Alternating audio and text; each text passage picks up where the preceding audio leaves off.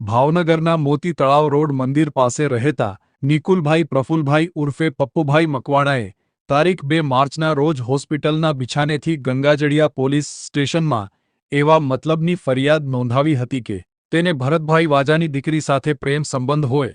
જેથી ગઈકાલે રાત્રિના સમયે તે અને તેના મિત્રની બાઇક લઈને આરોપીના ઘર પાસે જતા આરોપી ફરિયાદીને જોઈ જતા કેમ અહીંયા આવે છો તેમ કહીને ભરતભાઈ વાજા, ઈશ્વરભાઈ વાજા અને માનવ શિયાળે ગાળો આપી ઢીકાપાટુનો માર મારી અને છૂટા પથ્થરો મારી કપાળ અને ડાબા પગના ભાગે ઈજા પહોંચાડી અને બાઇકને પથ્થરો તોડફોડ કરી નુકસાન કરેલ ફરિયાદી ત્યાંથી દોડીને આગરિયાળ કેરડાવાળી ફળીમાં પહોંચતા પાછળથી ભરતભાઈ વાજા, માનવ શિયાળ, અજુ ઉર્ફે મહાદેવ અને સંજય બાંભણિયા આવી ગયેલ, જેમાં ભરતભાઈ વાજાએ ફરિયાદીને જમણા પગે લોખંડનો પાઇપ મારી ઈજા કરી અને અજુ ઉર્ફે મહાદેવ અને સંજય બાંભણિયાએ લોખંડના પાઇપો વડે શરીરના ભાગે